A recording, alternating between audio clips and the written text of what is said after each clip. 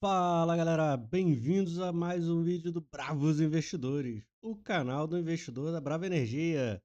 Feliz 2026! Esperando que esse ano seja um tanto quanto mais próspero para todos nós. E nesse vídeo, é claro, a gente tem que fazer uma retrospectiva, não dá para fugir, e temos que falar sobre os últimos acontecimentos e o que tem para vir agora para frente. Vamos que vamos. Então vamos lá. Primeiro eu queria pegar aqui o que aconteceu com o petróleo, né? O petróleo, em 12 meses, teve uma queda de 18,58% quando a gente olha para o petróleo em dólar. Eu estou olhando aqui o CFD, né? O UK Oil, que é o CFD, é como se fosse o ETF, digamos assim, do Brent, né? A gente teve um ano de queda, a gente teve um ano que começou com uma expectativa de o Trump vai fazer o mundo crescer muito mais e tudo mais, e terminamos o ano, tivemos o dia 2 de abril, que a gente pega aqui exatamente nesse momento, onde o Trump anuncia as tarifas que trouxeram um pânico e um nível de incerteza gigante para o mundo, né? Todo mundo morrendo de medo. Isso vai trazer recessão, isso vai trazer isso, vai trazer aquilo. Por quê? Historicamente, quando a gente olha para os números, tarifas nunca deram certo quando mantidas por longo prazo, né? Então, qual o medo da galera? Porra, vai ser recessivo isso, né? E o que a gente observou de fato? Algumas coisas foram muito impactadas, de fato. A inflação nos Estados Unidos apanhou, a atividade econômica, tirando o setor de inteligência artificial nos Estados Unidos, está bem pormenorizada, sentiu bem. Se não fosse um gasto massivo em inteligência artificial, em toda a estrutura disso, seria bem possível que a gente tivesse o PIB americano contraindo esse ano, né? A gente está vendo o nível de calotes em carros e um recorde de falências de empresas nos Estados Unidos nesse quarto trimestre, em comparação aos últimos 15 anos, salvo engano. Então, muita coisa no ar. Estamos longe de estar bem, está longe de estar tudo certo, mas é um negócio que está sendo desescalado paulatinamente, né? Várias dessas tarifas já foram reduzidas, já foram um passinho para trás, e o mundo está, por falta de melhor palavra, quente, né? Está bem agitado. A gente teve aqui no meio de junho uh, aquele conflito Israel-Irã. Tivemos algumas brigas uh, ainda na região, só que o que predominantemente foi falado esse ano como um todo é que teríamos um excesso gigante de produção de petróleo. E essa é uma das grandes coisas que ainda tocam, né, a história do mundo de energia do mundo atualmente esse excesso de petróleo. Para quem não lembra, a Agência Americana de Petróleo e a Agência Internacional de Energia, ambos falavam que na segunda metade desse ano a gente teria já um excesso gigante de petróleo, o que não observamos. E existe a projeção para no ano que vem termos uma um excesso médio de 4 milhões de barris por dia. Vamos ver se a gente observa isso. Mas isso manteve-se, né, como grande tom do ano. E aí, no meio do caminho entrava, vai ter paz na Rússia. E aí vinha toda aquela balela que de repente ia inundar o mercado de petróleo. Aí você perguntava, mas o petróleo russo já está sendo escoado, não vai entrar petróleo novo no mercado. Aí sempre tinha alguém falando, não, mas que vai vir mais petróleo e tal. Enfim, o petróleo não veio, tá? Vou mostrar para vocês alguns gráficos de produção, de estoque e tudo mais para provar isso e vamos ver o que acontece ano que vem, né? Não dá para ignorar o acontecido ontem de manhã, né, na captura do Maduro lá na Venezuela, mas é importante ir com calma. A gente vai falar sobre isso, vou perder um tempo nisso hoje. O vídeo não vai ser curto e por isso peço a calma de vocês. Aqui mais um vídeo um gráfico do Brands no semanal. A gente está lateralizando, né? A gente está ganhando de certa forma, cada vez mais respeitando esse nível dos 60.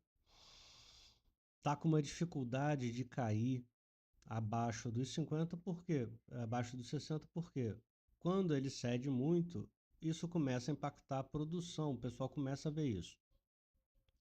Quando a gente olha os números de estoque, os números de sondas e tudo mais, a gente vê que já está tendo um impacto, né? E quando olhamos os dados, por exemplo, da ESSO, eu vi, mas não consegui tirar print nem nada da ESSO, eles estão produzindo, eles estão esticando cada vez mais, né? Estão fazendo poços cada vez mais fundos, mais compridos, para tentar manter a mesma produção. Isso é bom até um período, mas não é sustentável no longo prazo, porque eles estão exaurindo as reservas boas, as, as reservas muito boas da bacia permiana, por exemplo, né? E nossa bravinha? Nossa bravinha, aqui puxo o gráfico semanal, teve um dezembro maravilhoso, né? Fugiu completamente a expectativa da imensa parte do mercado. Por um lado, com a ideia de que a gente vai ter um takeover, uma aquisição hostil, uma OPA, um player grande vai vir comprando a gente. Por outro lado, também tinha a venda de ativos para a Eneva, e para um lado, para o outro, meu Deus, o que vai acontecer? Então, esse nível de incerteza, sem dúvida, mudou, né? A gente saiu de uma incerteza de até onde o petróleo vai, e por aí vai, como é que a empresa se segura e se não se segura, para um nível de incerteza mais positivo, né? E aí, será que vende? Quanto é que vai receber? O que, que tem para fazer? Os caras vão comprar mesmo? E por aí vai. Falar um pouquinho sobre isso também lá na frente. E graficamente, acho que já dá para ver aqui, mas tanto nesse gráfico quanto no diário, aqui no diário dá para ver muito melhor. A gente tem como se fosse uma cunha de alta, um movimento onde estamos vendo, né, um papel quando caía, quando cedia, acelerava a queda numa velocidade maior do que os fundos aumentavam a queda. Isso mostra que o papel cada vez mais está achando algum suporte numa região mais baixa e o mercado está espremendo ele, né? Tivemos um volume de dinheiro entrando no papel gigante, dos maiores da história em sequência, tá? Do dia 16, do dia 13 até a semana do Natal. E isso fez com que o papel fizesse um primeiro movimento e armasse como se fosse uma bandeira projetando. Os últimos dias do ano e o primeiro dia deste ano, dia 2, foram extremamente insossos em termos de volume perto dos dias anteriores. Mas é sempre importante lembrar que a gente estava em pregões espremidos entre feriados muito importantes, Natal e Réveillon. Agora, nesse ano, a gente vai ter um volume de pregões espremidos um tanto quanto menores em feriados globais. Então, até grosseiramente, até o carnaval a gente está mais ou menos livre. E depois do carnaval a gente só vai ter que se preocupar com falta de liquidez por feriado de novo no Natal, né? Então, esses dias serviram para dar uma aliviada em alguns indicadores, não muito, mas me perguntaram, me jogaram esse questionamento. Porra, tá com o IFR muito esticado. Sim, e ele ficou. Agora tá sobrecomprado. Sim, ele ficou sobrevendido durante muito tempo também, tá? Então pode ficar esticado. O que pode acontecer, e aí eu falei, acho que no último vídeo, que eu acho que ele vai dar uma lateralizada para depois subir de novo, né? E é isso que eu espero. Na sexta-feira ele chegou a ceder mais e ah, deu uma respiradinha, não foi um dia tão feio. E o nosso dólar? O nosso dólar que fechou o ano em queda, deixa eu pegar aqui o gráfico de 12 meses. A gente caiu, a gente teve uma queda de petróleo de 18,58, a Brava caiu 28,4, o dólar caiu 12,12. Isso bota o seguinte: a Brava em dólares caiu 36,52%. O petróleo em reais caiu 27,89%. Ou seja, as nossas margens diminuíram. E isso é relevante, porque a nossa cotação está em real, tá? Então o dólar caiu, a moeda que precifica a nossa commodity caiu e a nossa commodity caiu. Então a nossa margem em reais apanha.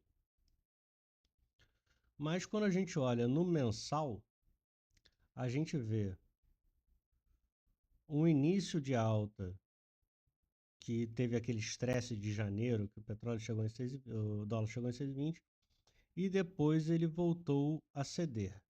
No entanto, a gente está adentrando esse ano de 2026 num período um tanto quanto conturbado, com um volume de incertezas muito grande.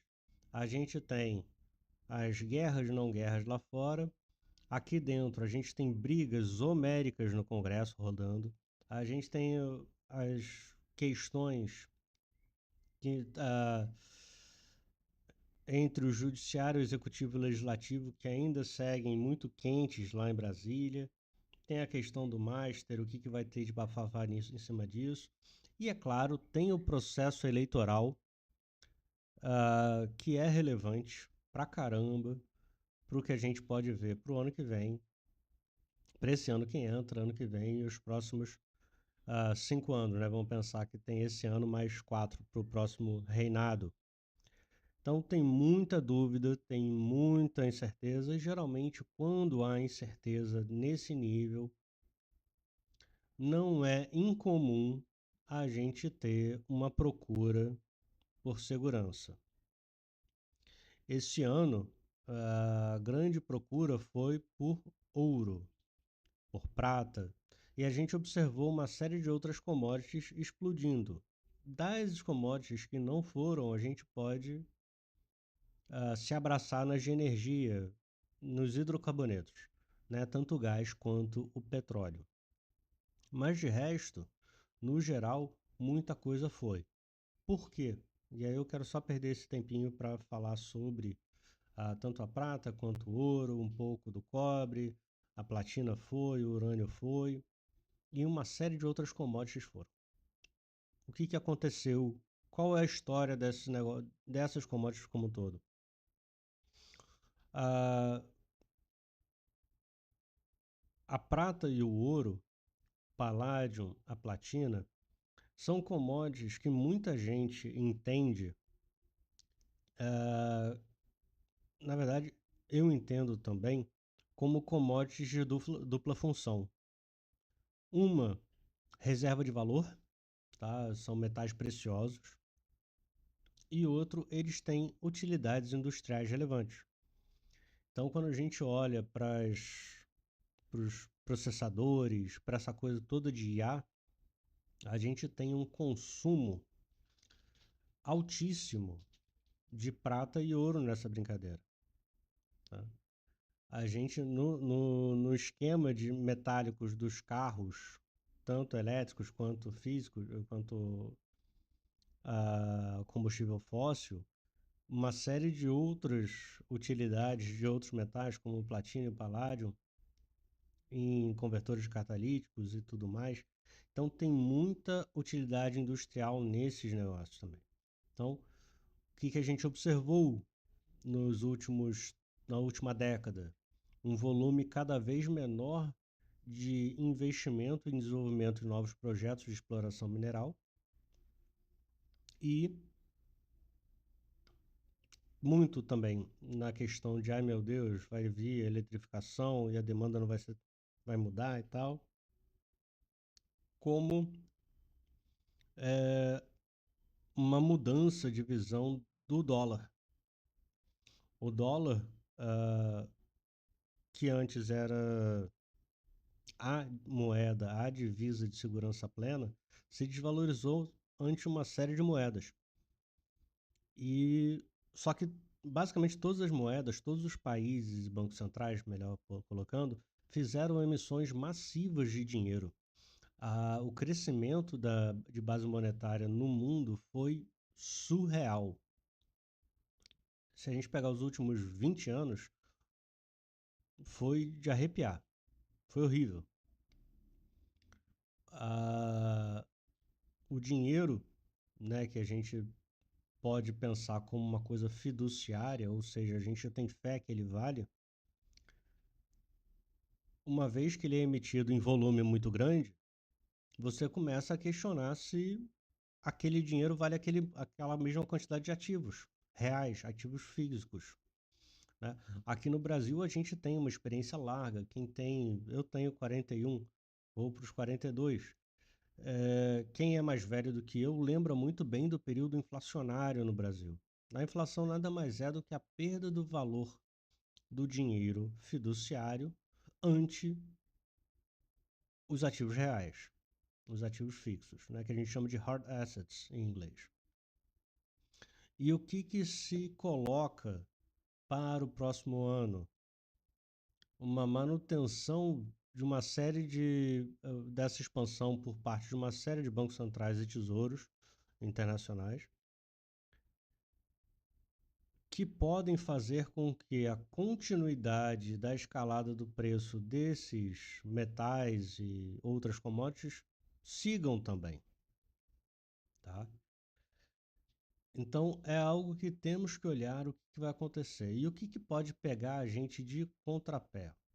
Um estresse político qualquer de maior intensidade, aí não sabemos se vai sair do Planalto, do Congresso, das urnas, mas ali na Praça dos Três Poderes isso pode vir a trazer um estresse maior.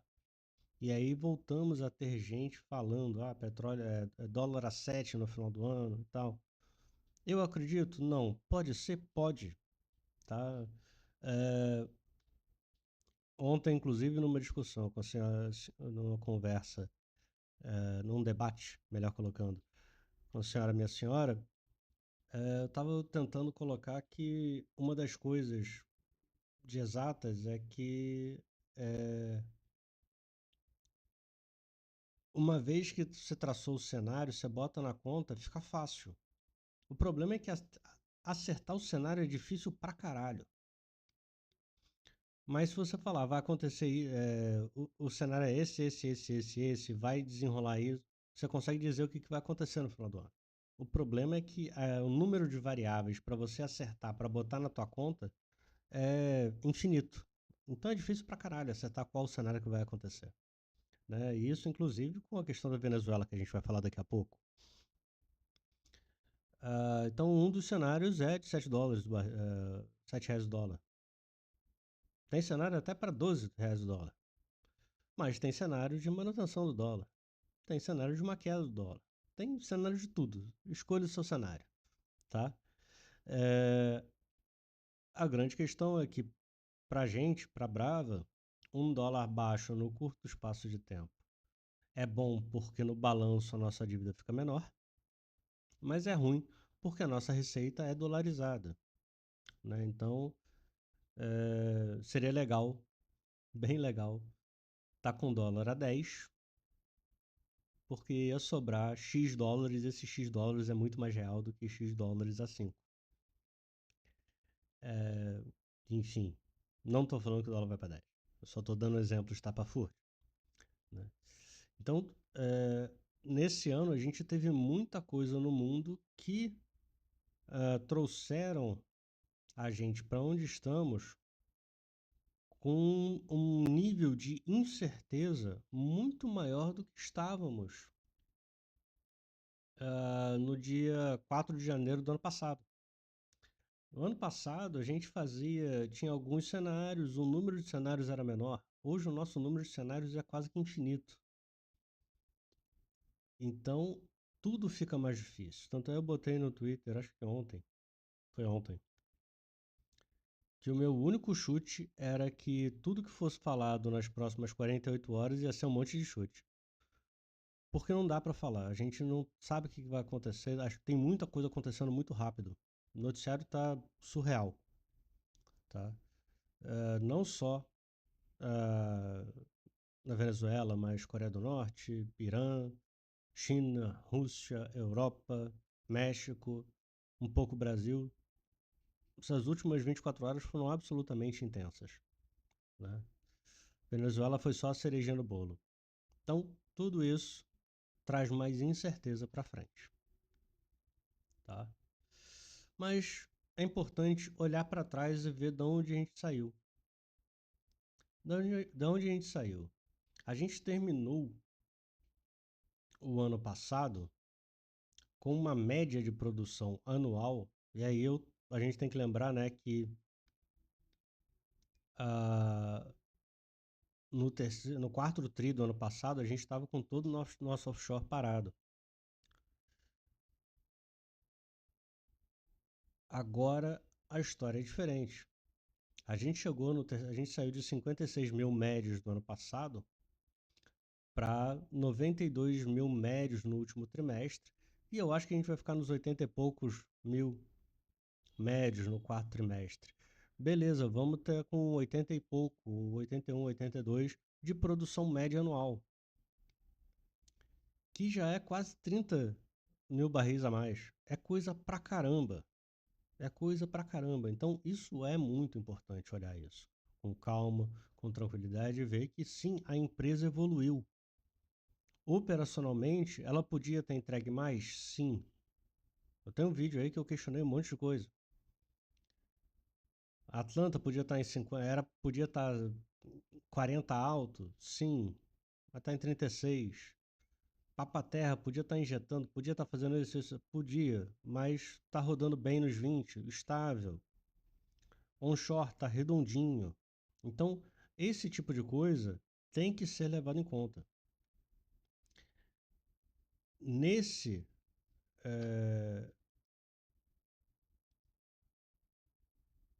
esse quadrinho que eu queria. Nesse ano, a gente saiu de 5 mil barris offshore para entrada de Atlanta e Papa-terra, retorno de Atlanta e Papa-terra no primeiro trimestre, expansão de Atlanta no segundo trimestre, melhora de Papa-terra no segundo trimestre. No terceiro trimestre, manutenção de alto nível de eficiência em Papa-terra e uma nova melhoria em Atlanta. Nesse trimestre que adentramos, que terminamos agora, perdão, no quarto, Papa-terra e Atlanta tiveram suas paradas, tiveram seus problemas, Papaterra com parada de fato, Atlanta com a questão do trocador separador de óleo e água, mas entregaram mais ou menos o que a empresa esperava. A grande questão é que aí entra a minha crítica, coisas que a empresa falou, por exemplo, que Travassos levantou que a Atlanta ia fazer o ramp-up, ia fazer não sei o que, não sei o que lá, isso no,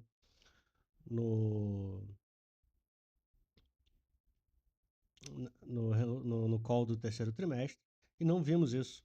O que vimos foi a Atlanta basicamente diminuindo um pouquinho mês a mês com a depressão, ou seja, a gente botou mais 2 poços e não melhorou. Né? Isso é um questionamento que todos fazemos e temos o direito de fazer. E seria legal um dia vermos um feedback de fato, mais ou menos quebradinho, o que está acontecendo. Tá? As outras não fazem esse tipo de quebradinho, mas as outras estão entregando um pouco mais e as outras não são uma brava. Aí a gente tem que pensar igual mãe, né? Você não é todo mundo, então eu sou acionista da Brava, então quero saber mais da Brava. Eu acho que essa é a posição que a gente tem que ter. Tá? E, de novo, reforço o que eu falei. Não adianta ficar mandando e-mail pro RI, para CVM, para o que for, perguntando de aluguel, questionando coisas que a empresa não é parte da empresa. A empresa não tem que ficar falando sobre atividades de investidores individuais no aluguel e afins. A empresa reporta, ela ela torna pública uma comunicação já pública que ela recebeu de um investidor quando ele passa de 5, 10, 15, por aí vai, de 5 em 5, mas não cabe a ela ficar fazendo meio de caminho de informação. Porque se fosse assim, sigilo bancário é pra casa do caralho, né? Fiscal. O que eu acho que a empresa poderia melhorar é a questão operacional, da comunicação operacional. Por exemplo, a parada de Atlanta, lá por causa do separador, pô, fazia uma nota, um comunicado, estamos com um problema no separador de água, a gente está rodando 20 mil por causa disso. Quantidade de ruído que não ia acontecer por causa disso era gigante, porque a gente estava vendo que o negócio estava dando problema. Então, valia um comunicado. Ah, não é um fato relevante? Não é um fato relevante, mas valia um comunicado. Essa é a minha leitura. Tá? Mas, ó que coisa boa. A gente teve um problema em Atlanta e Atlanta entregou ainda assim metade da produção no período. Então, entendo que teremos coisas boas. Tivemos muito mais coisas boas do que coisas ruins. Muito mais coisas boas do que coisas ruins.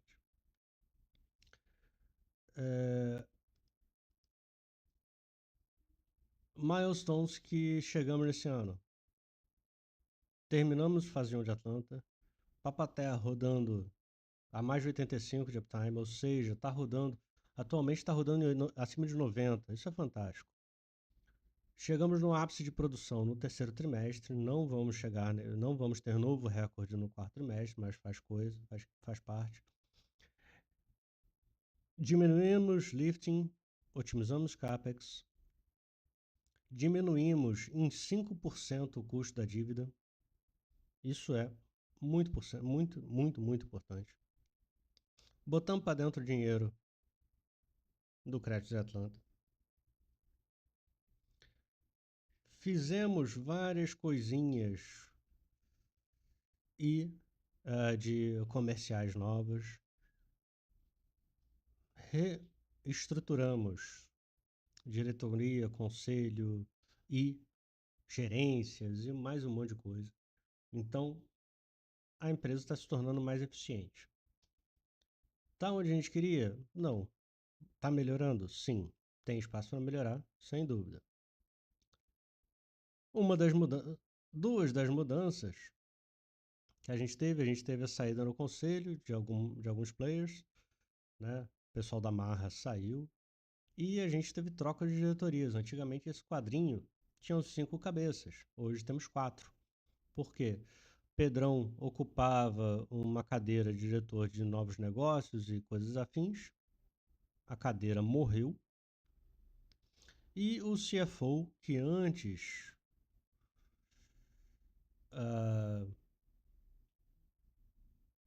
era ocupada pelo, agora esqueci o nome, agora está pelo Luiz Carvalho, LC, antigo analista do BTG, head de análise de óleo e gás do BTG, que era um grande crítico da Brava, adentrou o time e a expectativa ainda segue de que melhore a comunicação. Do lado do investidor pessoa física, o que observamos é que não teve impacto. Mas esperamos uma melhora, né?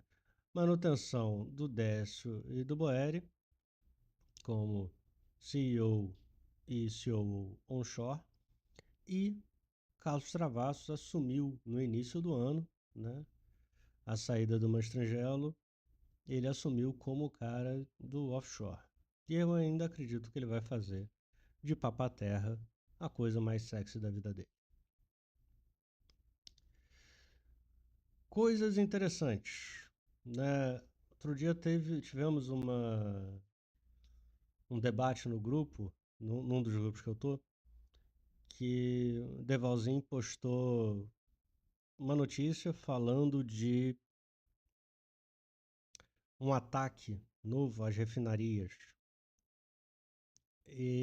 lá na Rússia. E aí eu botei, São Judas, São João do Bunker, ou coisa assim, a gente faz essas brincadeiras.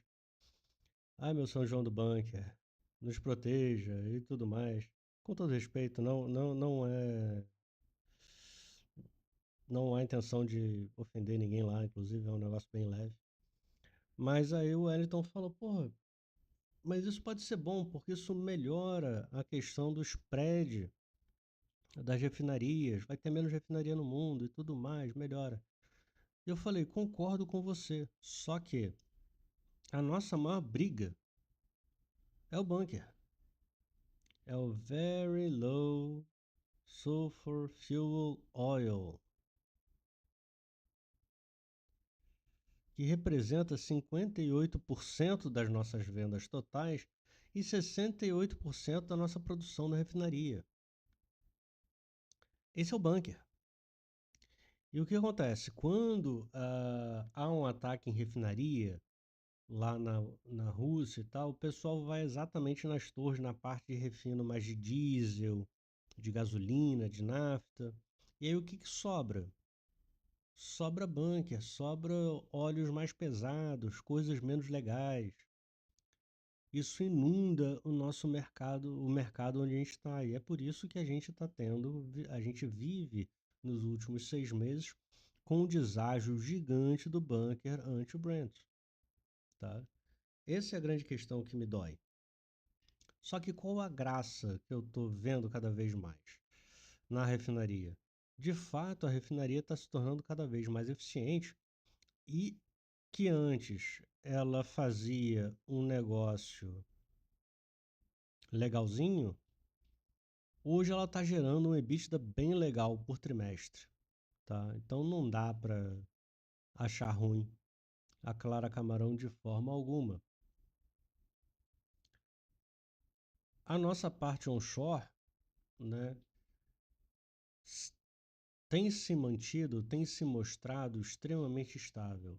A gente teve uma parada de um percentual pequeno da produção em Potiguar no final do ano passado, que já, ao que entendo, já voltou, se não a totalidade, mas a sua maioria do que estava parado, ou seja, está rodando já bonitinho. A gente tem que olhar o que vai acontecer agora para o ano que vem, né? Vamos falar sobre isso daqui a pouco. Mas esse ano se entregou muito reduzindo o custo, diminuindo o CAPEX, melhorando a eficiência do campo como um todo, resolvendo pendengas, várias coisinhas que são extremamente interessantes, porque nisso a gente melhora a nosso EBITDA por barril, né? Então a gente tem aqui brincadeira, que é do offshore. No primeiro trimestre de 25, a gente teve $2 de EBITDA, dado CAPEX. Então, para cada barril que eu investia, eu só ganhava $2, basicamente. Hoje, eu consigo $15 por barril. E por quê? Eu estou produzindo mais e o CAPEX hoje, cada vez mais, é para agregar produção. Né? Isso é um ponto muito legal. Então, existe, é claro, um CAPEX de manutenção, existem coisas do tipo, mas a maior parte do CAPEX hoje é para produção, para aumentar a produção. E isso reduz o meu CAPEX por barril e aumenta o meu EBITDA por barril. Porque eu estou diminuindo custos por barril, né? Porque boa parte dos custos são fixos. A mesma coisa se observa no segmento onshore downstream, se observou, que é o seguinte: eu tenho um custo com CAPEX cada vez menor. A gente tirou um monte de sonda, né? Agora a gente tem o desafio de fazer a manutenção desse nível de produção com o CAPEX muito mais baixo e, eventualmente, aumentando ainda mais o nosso EBITDA do onshore. Então, tivemos um EBITDA em reais no terceiro trimestre de 1,3 bilhões de reais. Isso aqui é maravilhoso, uma margem EBITDA de 42,5%. Não tá ruim, né? Não tá ruim nem um pouco. Então tudo se melhorando, tudo melhorando, tudo melhorando. O EBITDA ajustado na comparação ano a ano subiu pra caramba e é provável que a gente observe nesse trimestre agora uma coisa explosiva do mesmo jeito. Coisas interessantíssimas que aconteceram também, que aí vem da questão da otimização do fluxo de caixa e da otimização dos equipamentos, foco em melhorar as coisas, foi a redução que foi quase que constante nesse ano do nosso lifting cost. O que ajudou na redução do lifting cost? A maior produção. Tá? Esse trimestre, o nosso lifting cost deve voltar a subir um pouco, porque a nossa produção caiu e a gente ficou parado, de fato, em algum tempo. A gente ainda está com o BC10 parado, até onde eu pude ver. Mas não deve ser horrível. Entendo que a gente vai ficar com o lifting cost médio do ano na casa de $17. Está longe de ser tão ruim quanto já foi. Mas ainda mostra o quanto temos para melhorar, quanto espaço a gente ainda tem para melhorar. Tá? Num limite, o ideal seria ver a empresa rodando em single digits, ou seja, abaixo de $10. Acho que resolvendo o papaterra e um monte de coisa que ela tem para resolver, com a produção nova e tudo mais, e ganhos de escala em algumas coisinhas, a gente tem espaço para isso melhorar muito, porque o papaterra ainda é um campo, dentro da empresa, é dos mais caros, eu acho que é o mais caro. Tá? E aí temos o lifting cost onshore bem sob controle e a queda monstruosa do lifting cost do offshore. O pessoal fala, não, porque a 11 é porque tem 3,9 de afretamento. Eu pago afretamento de qualquer jeito, tá? Eu não consigo produzir sem afretar, então para mim eu olho a conta dos 14,9. Tá? Ele pode falar que é 11, mas eu tenho que olhar para a conta dos 14,9. Porque outras empresas que não fazem, é, que são donas do próprio FPSO, não pagam afretamento e aí botam lá um preço. Então eu tenho que comparar pau a pau. Para eu comparar, eu tenho que botar o afretamento. Tá? Então se a Prio me soltar. Eu acho que o lifting da Prio esse trimestre agora foi ridiculamente baixo. Se eu botar o lifting da Prio em $10, é $10 em comparação com 14,9. Tá? É importante botar isso, porque todos os FPSOs deles são próprios. Isso é bem importante. CAPEX. Isso é importante. Nosso CAPEX veio descendo no trimestre a trimestre, tá? Só que esse trimestre agora, a gente já vai ter entrada nova de CAPEX de Atlanta.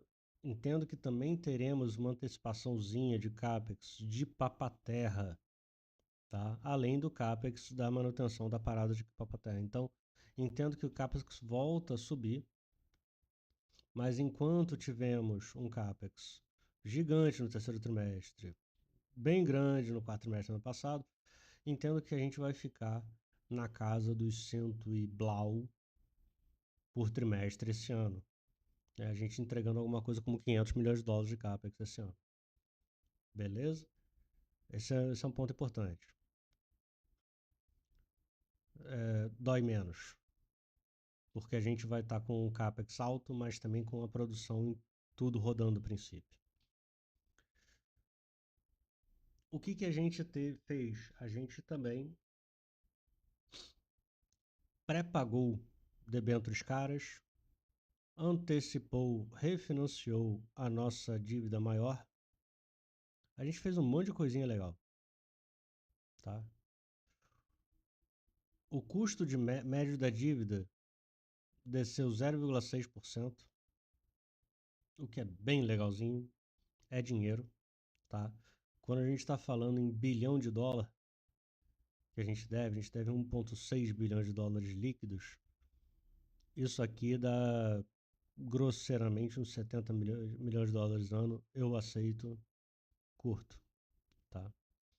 Por quê? A gente tem ano que vem que pagar 103 milhões de dólares de instrumento de dívida e 136 de obrigação de portfólio, que é mais um pouquinho de Peroá, mais um pouquinho de Papaterra, mais um pouquinho de Potiguar e mais um pouquinho de Parque das Conchas. Isso tudo parcelado durante o ano, tá? E para frente, Parque das Conchas não paga mais, Peroá não paga mais, Papaterra ainda paga alguma coisinha, Potiguar só paga ano que vem mais. Então, tá acabando. Isso é importante. O que vai acontecer é a gente vai ter uma série de desenvolvimentos, isso aqui já para 27, 28, a gente vai começar a desenvolver uma série de planos de desenvolvimento de campo, de exploração de campo, que vão ser avaliados porque é interessante para a empresa esticar o máximo possível, desde que seja economicamente viável, a vida útil do campo, porque existe lá no final um negócio chamado abandono, que é o custo para você fechar aquele negócio todo, todos os poços, travar, lacrar bonitinho, fazer avaliação, pegar um laudo, tudo mais. Então, basicamente, você tem que quase que o desinstalar as coisas. Tá? Então, o custo da montagem, você tem quase que o custo mesmo, o custo da desmontagem, grosseiramente falando. Então, é importante, porque, e aí quando a gente fala, vamos comprar BC10. BC10 é um negócio gigante que tem um custo de abandono altíssimo. E boa parte de BC10 já está num estágio de vida um pouco mais avançado. Então, tem que se fazer a conta, por exemplo, se vale a pena pegar BC10 no sentido de o quanto a gente consegue esticar mais para pagar menos abandono, ou seja, ou para o abandono se pagar mais. Porque senão a gente está pegando, trocando 6 por meia dúzia. Eu vou pagar barato agora, vou ganhar esse campo, mas eu vou assumir o abandono lá na frente, sendo que qualquer coisa que der errado agora nesse caminho, o meu abandono já não se paga, tá? Isso é importante, muito importante. Nunca se esqueçam que temos o CAPEX da entrada e o ABEX, o custo de abandono, tá certo?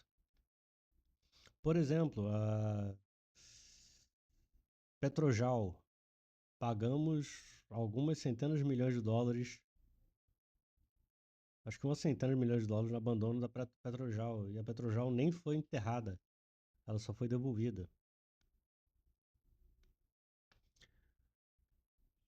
A empresa está entregando fluxo de caixa positivo, dessa vez um operacional bonitinho, mas o que deu a grande graça foi a antecipação da Yinson, que permitiu a gente pagar e reduzir muita coisa aqui, tá? Uh, Temos que observar nos próximos trimestres, tá? A grande questão da conta, que é contas a receber da NTE. O que vai acontecer aqui, tá? Porque, a princípio, começou já um investimento em Papa-Terra, entendo eu. Teremos um investimento massivo em Papa-Terra e a NTE não está pagando nem um copo d'água. Então, é importante a gente acompanhar isso aí. Aí a gente olha e vê que a empresa, de fato, vai usar quase todo o caixa, vai gerar muito pouco caixa ano que vem, sendo que um pedaço disso é um crédito que ela está ganhando da NTE. E aí esperamos a solução disso também para esse ano que vem. Mas o mais importante é, via de regra, a empresa gera caixa. Tá? Isso é importante. Com relação ao hedge, a gente evoluiu esse ano muito na questão do hedge. No vídeo onde eu fiz na live, né, do terceiro trimestre, fiquei muito empolgado com isso e depois fiz críticas a isso. E aí eu tive um membro, um inscrito no canal, que perguntou o que mudou. E aí eu falei a visão. O que mudou? Hedge é uma proteção. E aí tem aquela velha máxima que é: só se compra guarda-chuva, o melhor momento para se comprar guarda-chuva é em dia de sol. A empresa tinha no conselho, ao que entendo, uma grande resistência em fazer hedge de qualquer coisa. Quando o petróleo estava mais alto, a curva estava mais alta, a empresa optou por fazer um collar, que é você compra put, vende a call e vê o que dá. E fez pouco NDF. Qual a diferença entre os dois? A collar você bota um piso e bota um teto. A NDF, o NDF, você faz um acordo de preço fixo, tá? E o que aconteceu? O que acontece? Com o petróleo mais alto, o NDF fica mais interessante, essa curva fica mais alta. A gente esperou o tempo passar e aumentou sensivelmente o NDF para a segunda metade do ano que vem, desse ano, perdão. Qual é a minha crítica? Era para ter feito isso aqui em NDF lá atrás, para fazer um 68, 69 e o caralho a 4, até o segundo tri, e fazer um collar para frente. Só que isso não era para ter sido feito nesse último trimestre, agora no terceiro trimestre. Era para ter sido feito no segundo, no primeiro, que era quando estava fazendo sol. Né? Então, o que eu acho muito importante, muito positivo e acho bom: a empresa tem uma política de hedge e a empresa implementou a política de hedge. O que eu achei ruim? O timing da porra do negócio. E a forma dos instrumentos. Eu acho que eles trocaram os pés na hora de escolher os instrumentos a serem usados. Por exemplo, hoje faria hedge usando collar.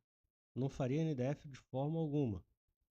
Ah, Felipe, vamos travar em 55? Sim, eu prefiro um piso em 55 do que travar em 62, 63. Porque a gente está cada vez mais próximo a um cenário binário no petróleo. E se acontecendo alguns estresses que podem acontecer, o petróleo pode voltar a subir. E quando a gente olha para o quarto trimestre de 26, eu acho que o petróleo vai fechar o ano bem acima de $66. E aí eu só me fudi aqui. Eu não protegi nada praticamente. O que pode ter sido feito, a gente ainda não sabe, e aí teria sido uma jogada de mestre, eu tenho que mandar um e-mailzinho pedindo desculpa pro camarada. Quando mergulhou para os 60 e tanto, eles mudaram o jogo, botaram esses $7, $6 para dentro, botaram no bolso e vamos segurar o que vai mais. Acho extremamente improvável que tenha sido feito isso, porque não é assim que hedge funciona, tá? Mas a grande questão é, foi feito um negócio que a princípio o timing foi completamente errado, e timing no mercado é tudo, que deixou o negócio meia boca. Próximos passos da Brava, e aí que eles botaram, né? Focar na geração de caixa livre, na desalavancagem, resolver a questão da individualização do Jubarte PC10, que ele tem um dinheirinho para entrar,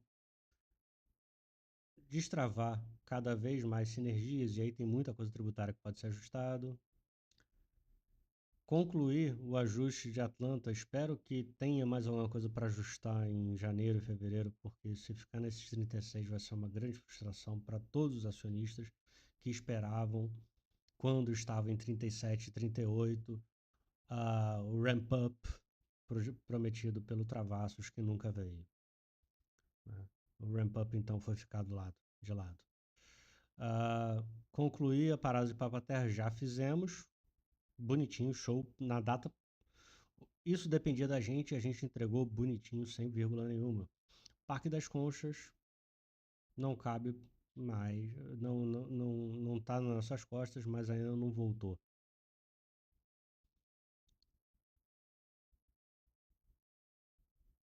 Temos o início da perfuração offshore em Papa-Terra. Agora, para o primeiro trimestre do ano que vem, desse ano, a gente já vai ver a coisa. Se não me engano, o navio, sonda, vai estar disponível por volta do dia 15.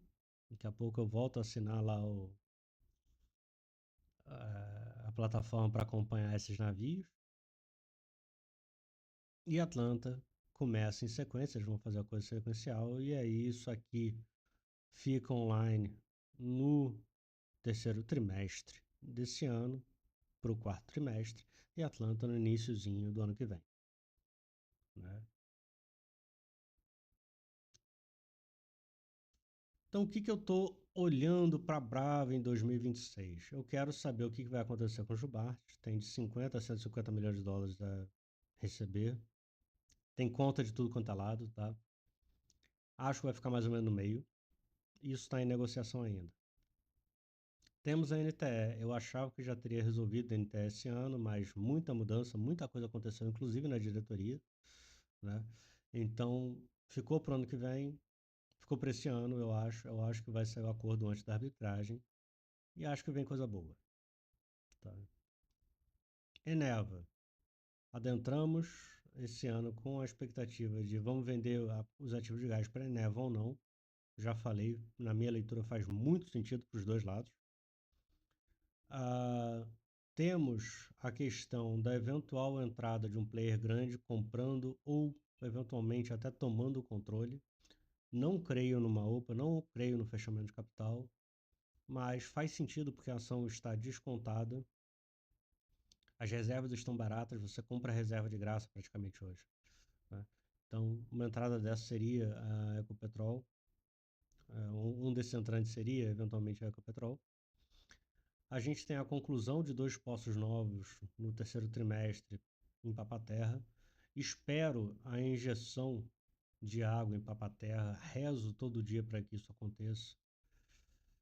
E quero ver o efeito do uso do desemulsificante que Papa-Terra já está podendo fazer, deve botar no ar nos próximos dias, e qual será o efeito do desencrustante que a empresa vai aplicar nesse ano. Por que eu falo que vai? Porque esse desencrustante é inclusive uma exigência, pelo que eu entendi, da própria ANP. Então a empresa tem que fazer. Tá? As duas coisas, tanto o desemulsificante quanto o desencrustante, aumentam a eficiência de todo o jogo ali. E isso é legal. Tá? bem legal. Agora para o mundo. O que vai desenrolar da Venezuela? Vamos falar um pouco sobre isso. Temos a guerra da Ucrânia. O que vai desenrolar da guerra da Ucrânia? Tá? A gente vai ter crescimento ou não da demanda? A gente vai ter crescimento ou não da oferta? Então, agora a gente vai falar um pouco sobre petróleo para o ano que vem. Tá? A IEA tinha uma ideia de um excesso de produção de 4 milhões de barris por dia. Tem essa empresa que eu gosto muito, eu acompanho, que é a HF Research, ela soltou esse estudo e aí temos aí a expectativa dela, que é uma demanda que crescerá 2 milhões de barris no ano, 1 milhão no ano a ano, mais 2 milhões quarto trimestre a quarto trimestre, mas o principal é a produção crescerá muito pouquinho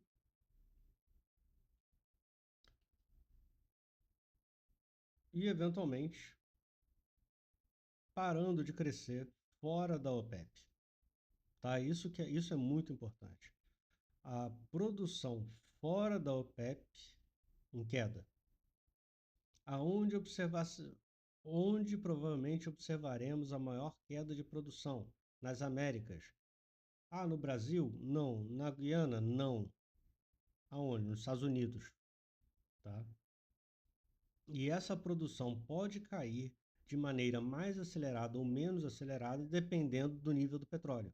O petróleo é $50, o WTI é $50 redondo, não tô nem falando do Brent. O Brent é 55 e o WTI é 50, a gente já termina o ano que vem com déficit de petróleo. Tá? E seria um ciclo um pouco mais longo, porque a gente está com uma deficiência de capex para desenvolvimento de reservas já há alguns anos.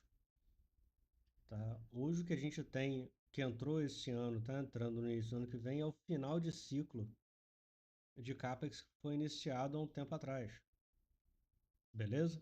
Então esse é um ponto muito importante. Aqui eu pego também o gráficozinho da HFI, onde eles pegam o que temos de produção segundo o relatório semanal da IEA e o relatório mais longo mensal da IEA.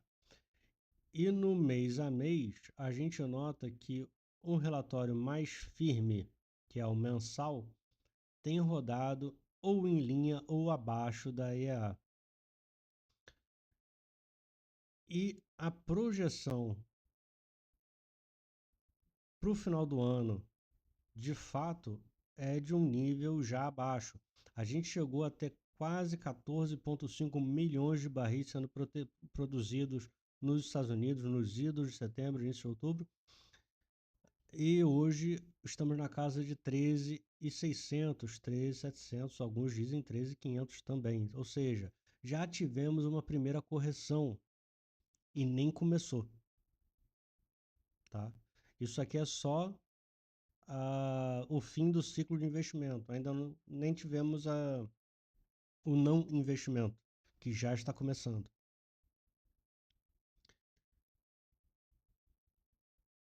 Aí aqui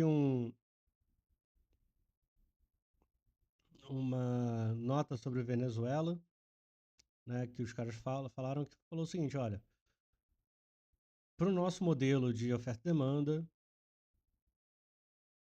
é razoavelmente seguro de presumir que a Venezuela vai manter a produção cerca de 1 milhão de barris por dia esse ano. Mesmo que haja um comprometimento grande das grandes produtoras, a produção de petróleo não aumentará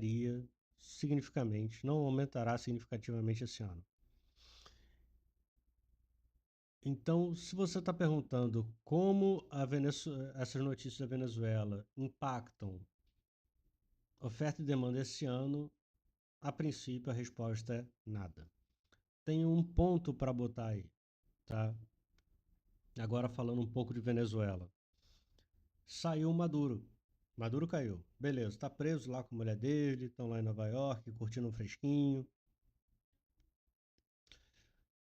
O segundo time do Maduro, generais, a vice-presidente e tudo mais, estão todos lá ainda. Ainda mantém, a princípio, o controle de boa parte do país, se não todo. Então, é muito importante ver o que vai acontecer nessas próximas semanas. Porque a gente olha, a gente escuta o Trump, a gente escuta o Marco Rubio falando como se o time do Maduro já tivesse caído, quase como se eles já fossem adentrar e começar a mexer e fazer uma nova eleição e tudo mais. O Trump falou, salvo engano, que os Estados Unidos têm que estabilizar a Venezuela antes de fazer uma nova eleição. Beleza, estabilizar a Venezuela não é manter essa galera atual no governo. Então, como é que vai ser isso?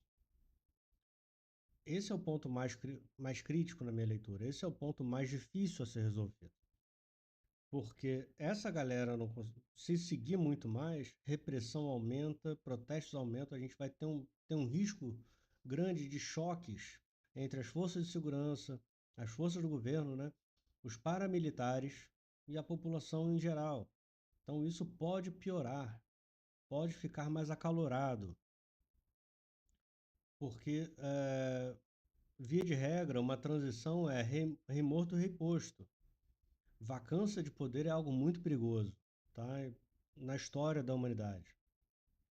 Então, se tivermos uma vacância, um não reconhecimento por parte da população de que, infelizmente, a coisa não mudou, e ainda temos o time do Maduro tocando tudo, pode haver uma série de conflitos, onde, inclusive, esses manifestantes esperando uma intervenção americana, que eu acho que não viria, e a coisa complicar. Nisso complicando, é razoável crer que pode aumentar ainda mais o bloqueio de petróleo venezuelano, efetivamente mandar fechar todos os portos, tipo, não sabe brincar no décimo play, de tal forma que seria uma forma de terminar de sufocar o, o governo venezuelano. E aí sim você teria uma retirada dos seus 300, 400, 500 mil barris dia, que é o que está saindo agora. Mas, de fato, não tem petróleo mais entrando e, a princípio, se não houver esse bloqueio naval, não vai faltar mais petróleo indo. Tá? Então, mantivemos na mesma.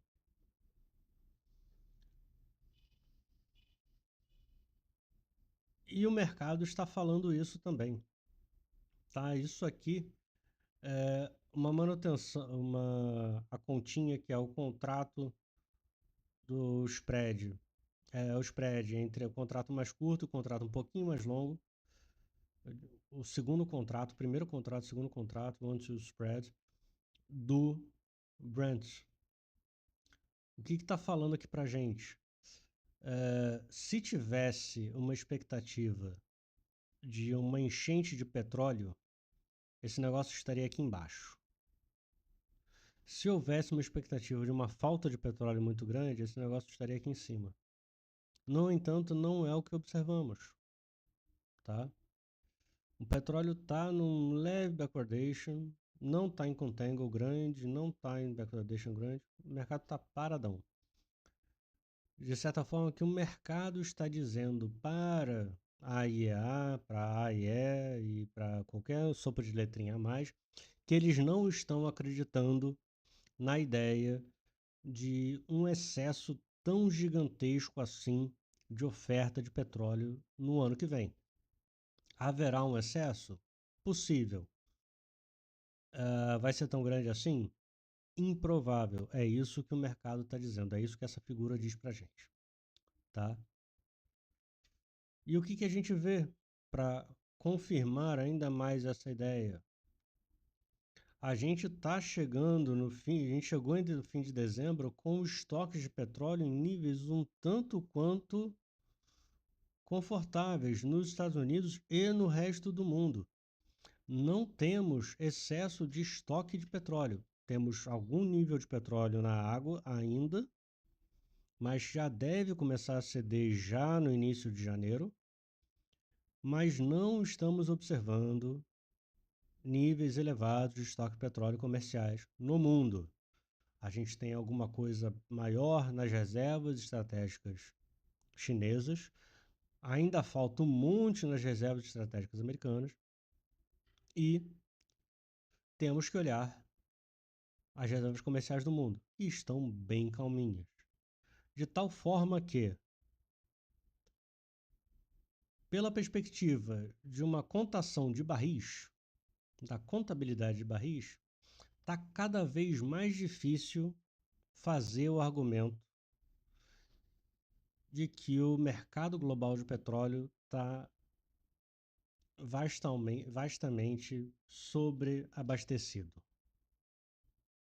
Não existe, segundo o pessoal da HFSI, da HFI, esse excesso de produção, esse excesso de oferta, tamanho, contando os barris, de onde entraram e de onde saíram, está faltando explicação para dizer que tem isso tudo. Isso era algo que eu vinha falando, inclusive, quanto a HFI ainda preconizava um excesso maior. E eu falando, gente, não estou vendo, não estou vendo. Eu tenho acesso a alguns dos números que eles também têm acesso. É claro que esses caras têm acesso a números muito mais profundos, muito maior. Eu não ganho tanto dinheiro assim para pagar tantos serviços como esses caras pagam, né? Eu fico basicamente nas coisas de graça. E ainda assim, vendo as coisas de graça, eu não estava vendo o excesso de produção assim tão grande. E não estava vendo o decréscimo de consumo tão grande. Não aconteceram as duas coisas até agora.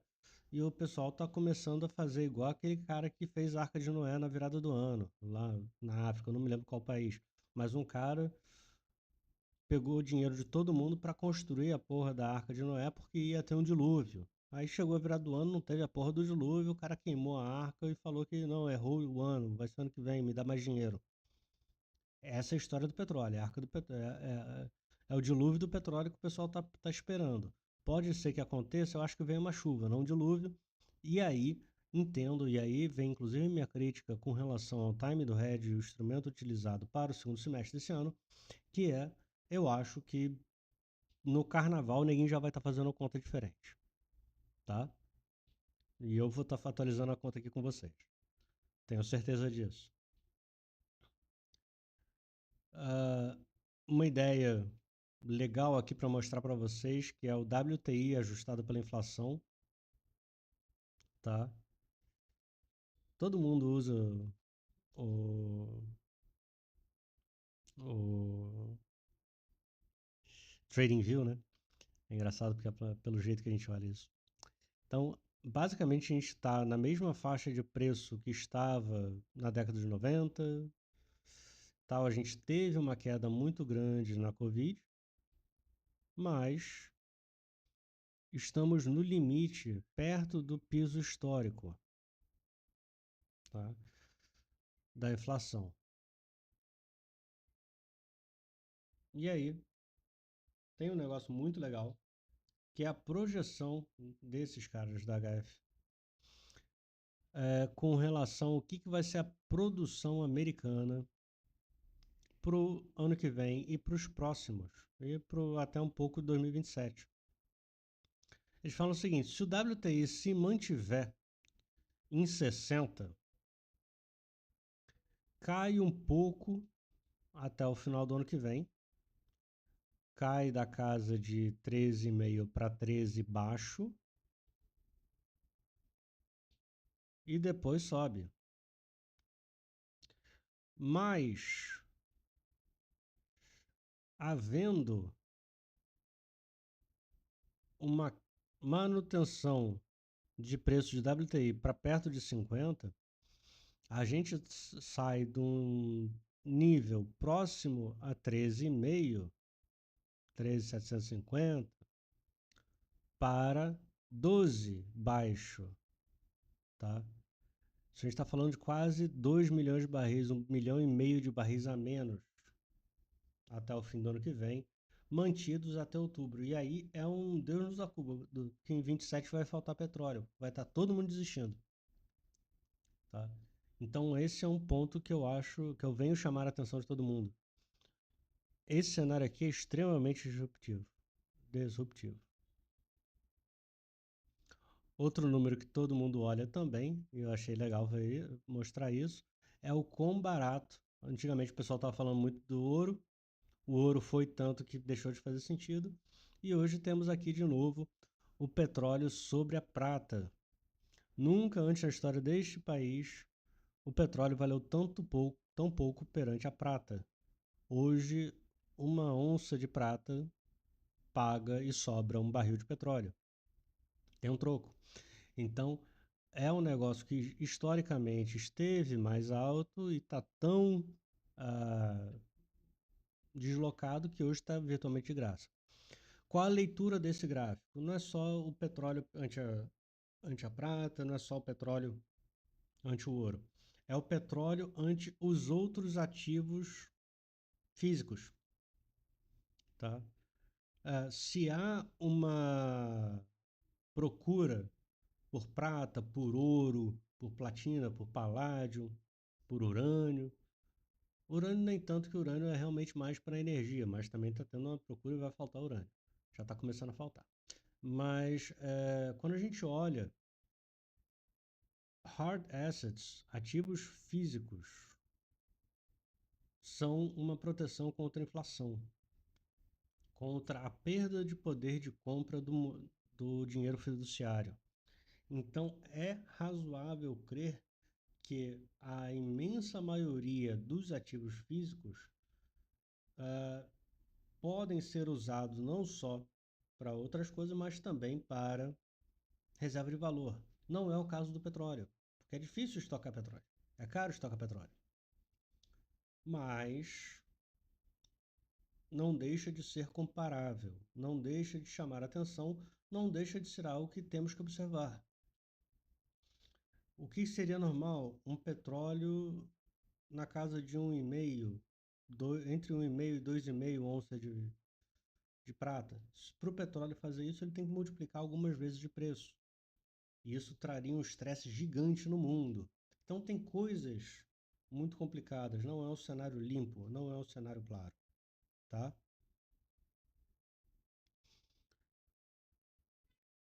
Com relação aos nossos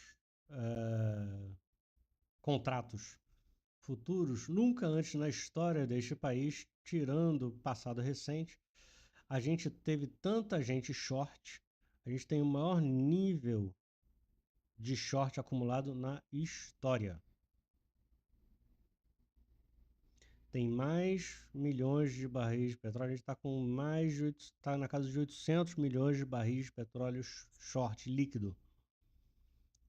Entre o comprado e vendido, está mais short na parte especulativa. A gente está falando aqui non-commercial, ou seja, especulativa. Os especuladores estão ultra short. O que eu acho muito bizarro é que isso aqui, temos de comparar de produção.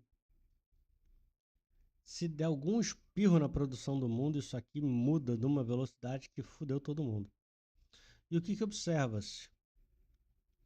Que esses fundos frequentemente trouxeram algum repique, mas o que eu observo mais nesse gráfico, além disso, é que a gente vem namorando com fundos com excessos shorts e ainda assim o ativo não está recuperando, o que pode ser, na realidade, uma acumulação, né? Tanta gente está se empilhando nesse trade que em certo momento esse negócio pode voltar com uma velocidade muito grande. Das mentiras da EIA, perdão. Aqui a gente tem o pessoal da API, que é o American Petroleum Institute, setor privado. Neste ano, a distância entre o nível de estoques da API e da EIA está gigante. A EIA, está superestimando os estoques de petróleo perante os níveis da API em acumulados 20 milhões de barris. Para onde foram esses 20 milhões de barris da EIA? A API não consegue achar. Isso é um negócio muito importante, tá? E aí a gente olha o que eu venho falando dos estoques.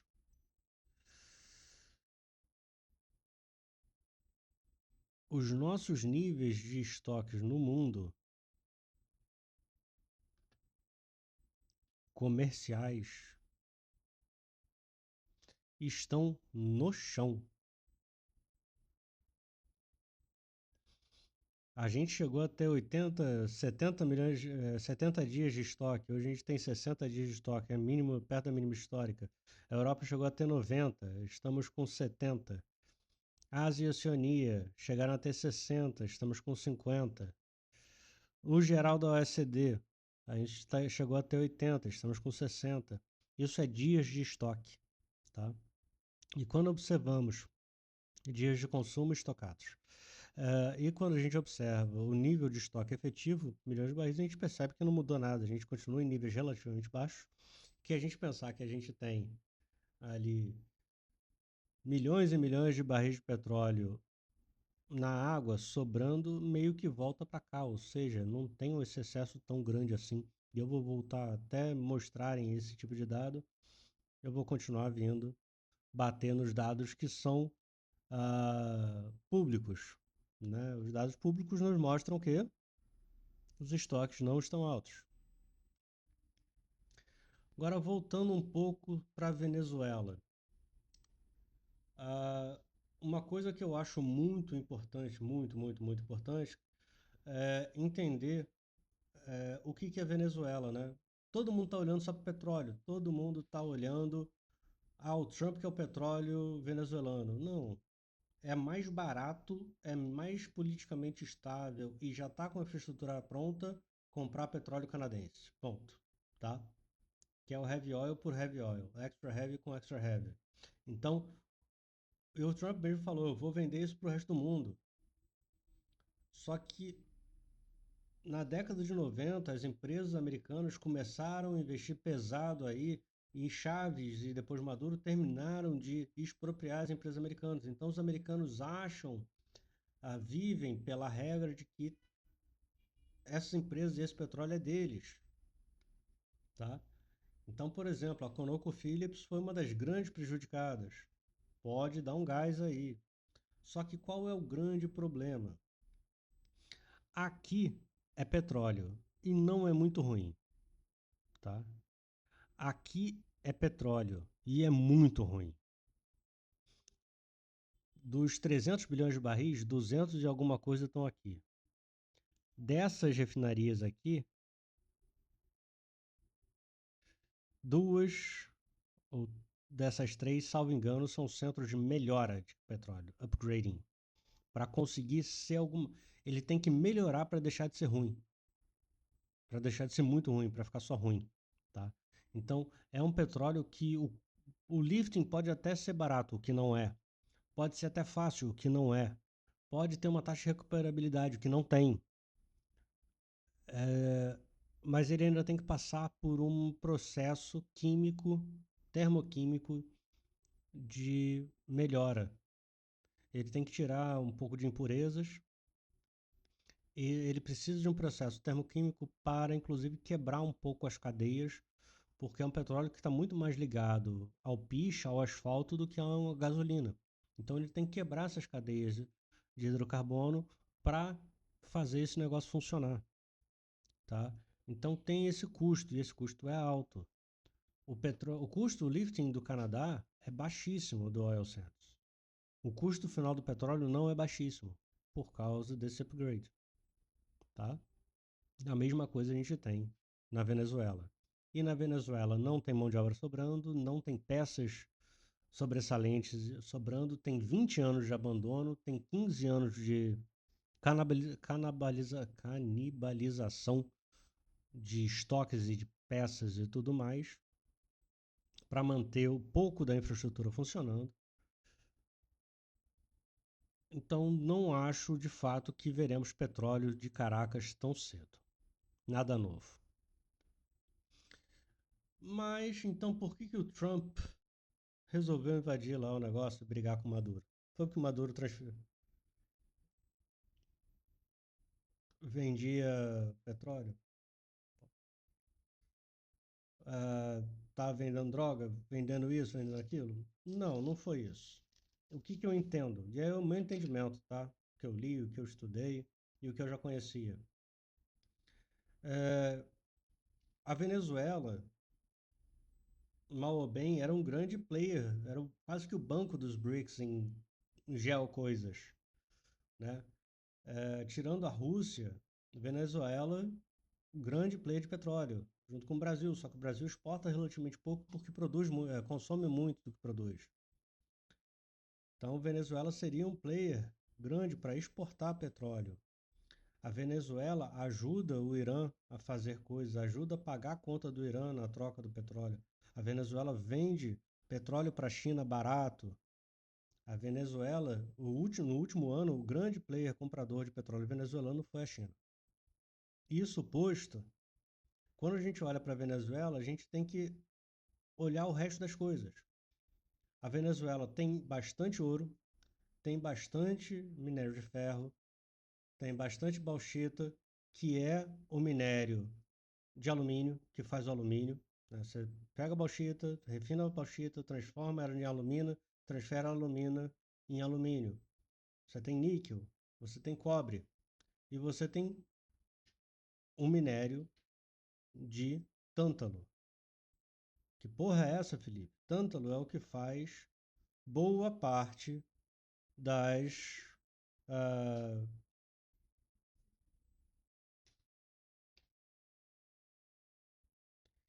boa parte dos. Eu esqueci, efetivamente. O pessoal aqui tá falando aqui perto, eu esqueci. É, enfim, é extremamente importante para a parte de defesa. E existem outras terras raras na Venezuela em grande volume. Então, a parte disso é extremamente importante para fazer isso acontecer. Os Estados Unidos ter acesso a terras raras, de novo, que foram bloqueadas pela China. Então, na minha leitura, essa briga toda é, sim, melhorar um pouco o negócio da prata, da droga. Sim, melhorar um pouco, pode ter um pouco do petróleo, pagar as contas do petróleo. Mas não, na minha leitura, o inicial é, primeiro, agora a China não vai ter petróleo barato, vai atrapalhar ainda mais a vida da Rússia e uh, existe um existiu, né, uma briga grande de terras raras entre a China e os Estados Unidos, onde a China é o principal processador, refinador dessas terras raras, e hoje, se os Estados Unidos precisar de fazer um míssil, ele precisa de terra rara refinada na China.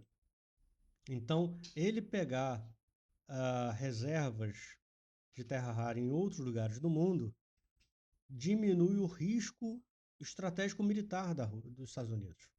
Não é petróleo. De novo, não é petróleo. Tá? Esse é o ponto que eu acho muito mais importante. É a parte de cobre, que já está em déficit, bauxita, que tem seus estresses, níquel, extremamente importante para a eletrificação, cobre pra caralho, e outros minerais e minérios, tal qual o tântalo. Né? É, Mas nada dá para falar nada, não dá para falar nada com certeza, não dá para achar nada com grau de achismo bom. É muito importante ver o que vamos ver, ver o que vai desenrolar nas próximas semanas, tá? Sim, as próximas 48 horas vão ser importantes, 72, mas as próximas semanas serão fundamentais, ok? Então é isso que eu quero ver. É, é isso que vai ajudar a gente a entender mais. Em resumo, o que eu acho para o ano? Eu acho que o petróleo está perto do piso, vai começar a faltar. Não vejo tanto excesso assim, já não estava vendo e aí estou com dificuldade em achar tanta produção entrando agora em janeiro e uma queda de demanda tão grande assim. Começo a observar mais briga no Irã, começo a observar mais briga, instabilidade no Irã, mais briga na China, começo a observar uma dificuldade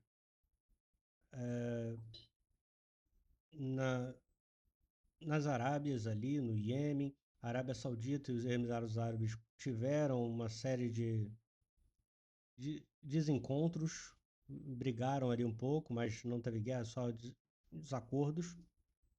E a gente tem agora essa coisa nova na Venezuela. No limite, essa coisa na Venezuela pode escorregar para Cuba e até mesmo darem uma puxada de cabelo de orelha lá no Pedro, na Colômbia. Então é um ano que é extremamente incerto, politicamente, militarmente, geopoliticamente. Ninguém sabe de nada. Acho que o petróleo fecha sensivelmente mais alto esse ano, na casa de 70 e pouco.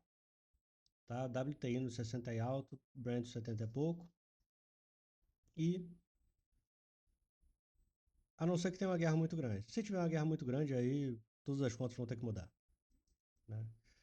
Mas isso posto, espero Brava entregando bem a parte do onshore, a injeção de polímero e nitrogênio, migrando, expandindo isso, melhorando a recuperação com capex baixo, então mantendo a produção até um ganhozinho pequeno se bobear.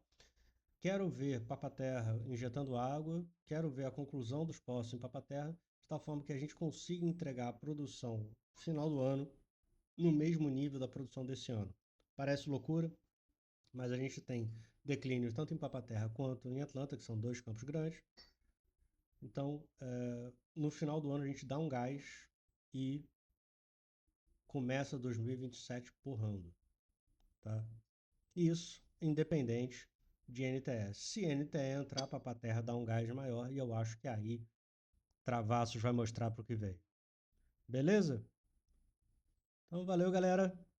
Essa é a nossa retrospectiva, perspectiva, vídeo tão esperado por alguns e agora reclamados por outros, que já tem 1h30 de vídeo. Esse é o maior longa-metragem de todos. Forte abraço a todos. Tenhamos todos um próspero 2026. E vamos ver como é que o petróleo vai abrir hoje de noite, né? Até amanhã, galera. Abraço.